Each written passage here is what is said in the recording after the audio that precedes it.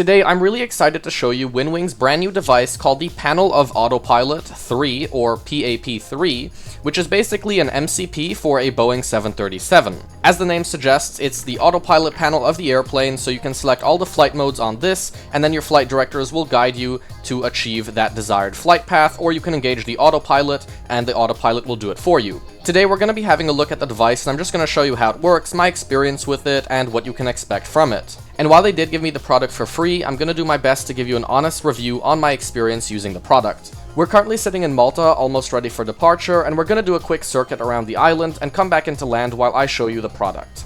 So first things first, before we depart, I'm just going to set the V2 speed in here, which is 132 knots, and as you can see, I can just dial it into the MCP, as you'd expect. Next up, we're going to go ahead and set the runway heading, which in this case is 312. And then I'm going to get the flight director on and select heading select. And as you can see, the green light comes on as you would expect. And lastly, I'm going to set the altitude to 5,000 feet. Alright, now that we're ready for the departure, I'm going to release the parking brake and let's just get on the takeoff roll. Okay, 40%, and oh, I forgot the auto throttle, so let's just get the auto throttle on. And it's not on. There we go. Now it came on. As you can see, we have the green light, and it did snap back onto the off position, and I'll explain why it does that later and the solution for it. In the meantime, I'm wondering what your opinion is on these types of reviews, where I'm giving you a live showcase of the review instead of just recording a voiceover and then just recording some B-roll footage. Let me know if you prefer this format over my previous reviews, and maybe I will continue doing them like this. So we reached the takeoff speed. Let's go ahead and rotate. Gear up. Okay. So I don't know why heading select got disarmed here, but anyway, let's arm it again. And we're also going to go ahead and get the autopilot on by just pressing Command A over here.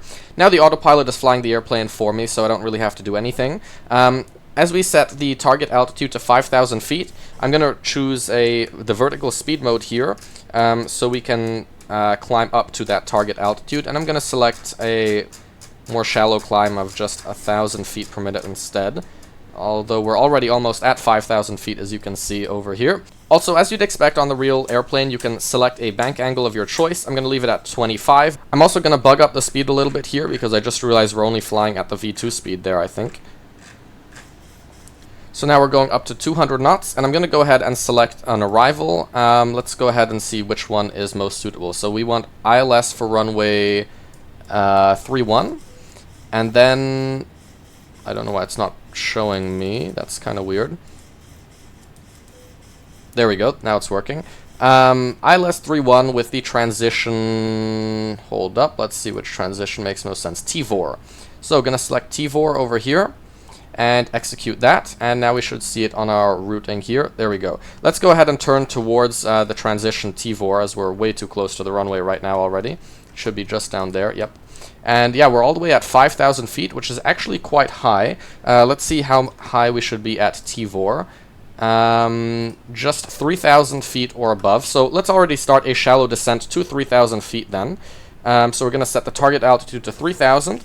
Select vertical speed mode again, and then just select a shallow descent of 500 feet per minute to 3,000 feet. While we're flying the downwind leg, let me show you some of the other things that you can do.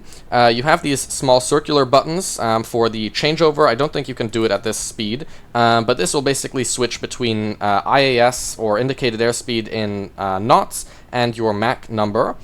You can also use speed intervent, so when you're using VNAV, your speed window will be blanked out.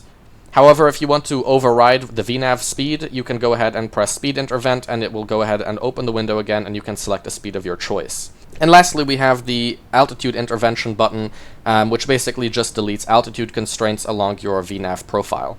You might have also noticed this white circle. This is actually a light sensor, which allows you to adjust the backlighting strength based on the ambient lighting in your room. Alternatively, you can also just have the backlighting strength correlate to whatever you have selected on the main panel brightness in your airplane. So it's really up to you how you set it, or you can just set it to a fixed value using the bridge software. All these options are available in SimApp Pro, which is the bridge software that WINWING uses to communicate with your simulator. I'm going to go ahead and select LNAV over here, so we start flying the approach procedure. And I'll go ahead and reselect T4 as our next waypoint, so it draws a nice path to T4. And let's also set the ILS frequency and the course, which you have to set on the MCP. So the course is 312, so I will set it both on my side and also on the first officer's side over here. There we go. And then also the ILS frequency in here, which was 110.5. 110.5 and 110.5. So ILS frequency is set. I'm going to go ahead and match the heading with the heading bug here. So now that we have a little bit of time as we're turning onto the base leg, I just want to quickly show you SimApp Pro, which basically is this program right here. If you have multiple WinWing devices, they'll all show up here. This is the MCP. Once you click on it, you can see all of your values over here that are currently selected.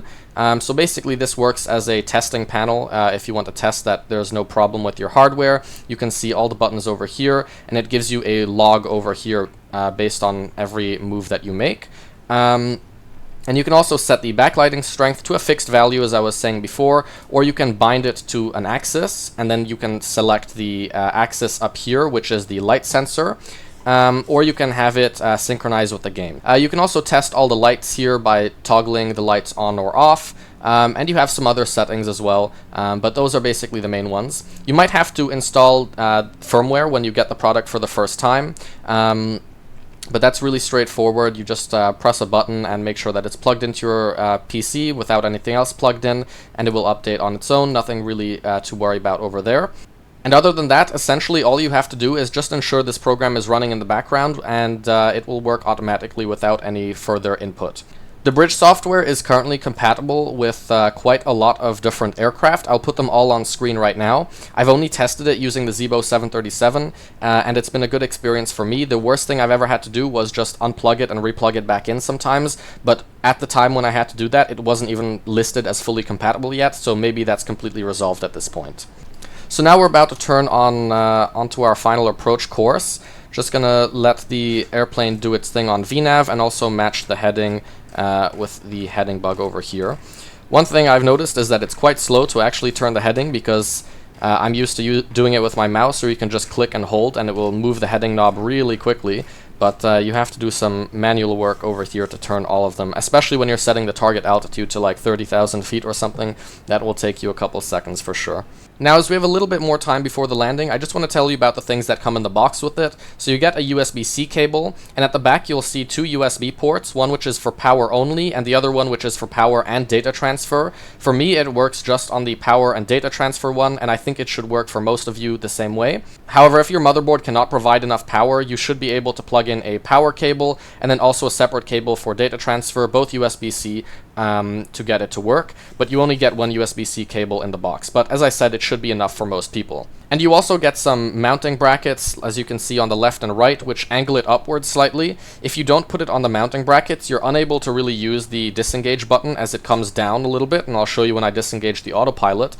So let's go ahead and arm approach mode here, as I'm already a little bit above the glide slope, and I kind of messed that up there. And that also means I'm going to have to use vertical speed here to catch the glide slope from above, which is not good. But let's do it anyway. Let's go gear down. I'm also going to bug our speed down here. I was really distracted by explaining everything on this device that I kind of forgot that I'm trying to get this plane onto the ground again. But yeah, hopefully I can get it configured on time. We are descending way too slow to capture this glide slope here. I just realized I'm only going 600 feet per minute, and at this speed we probably need to be going at least like 800 to 900 feet per minute. So this is not looking too good. Gonna use the speed brake here. Let's not mind this completely unstabilized approach. Alright, so we're gonna go flaps 30, and I'll select the flaps 30 speed here, which is 124 knots plus a wind correction of 5. So let's set 129 knots in here. And then we can also set the missed approach altitude, which is 3,000 feet. I don't know if we're going to capture this glide slope, but let's hope for the best here. I still have the speed brake extended. I should remember to stow it. Looks like the glide slope is coming back up to us. Yeah, very bad approach. Don't take this as a tutorial. Alright, glide slope is about to be captured. Gonna stow the speed brake here. And there we go. Glide slope is captured. I think we actually captured the glide slope right at 1,000 feet, so I mean, it was definitely not an approach you want to follow, but I think we got it before 1,000 feet. Alright, so I'm going to disconnect the auto throttle here. You can see the light has just turned off on my on the MCP. And I didn't want to disconnect the autopilot actually, because I wanted to show you this switch here. So gonna reconnect it here. You can just disconnect it by pulling this down. And I guess that's why they do not disconnect the autopilot in real life using that, as then your yoke just jumps into whatever position it is. It's easier just to disconnect it on your yoke, or side stick in my case, so you have it in your hands right away. This is definitely a really bad approach and landing here, but anyway, that's not the point of this video. Let's just get it down onto the ground. Oh, this is going to be a slammer, isn't it? I feel so high, and it's telling me that I'm at 20 feet. Okay. Oh, we're coming down hard. Yep. Alright. Let's bring the plane to a stop over here, and then we can talk about the last couple things. The last thing which I promised to talk to you about was the auto throttle switch. As you can see, whenever I push it up, it does arm it, but it snaps back into the off position. That's because it would cost too much to include a mechanism where it stays on and then just flicks to the off position on its own when you disconnect it from your throttles, let's say. However, if you do want to buy a separate switch which does have that mechanism, you can buy it from WINWING. I'm not sure if it's available just yet as I'm posting this video, but it's going to be another $50 to get this switch. So it's $150 for the MCP itself, and then if you want the one with the what they call magnetic switch, it's going to cost you another $50. So that is an option if you do want it. So I hope you found this review helpful and interesting. If you did, feel free to leave a like and maybe subscribe to the channel, and let me know what you think of this new format in the comments below. Also, if you have any questions, you can leave a comment about that too, and I'll do my best to answer.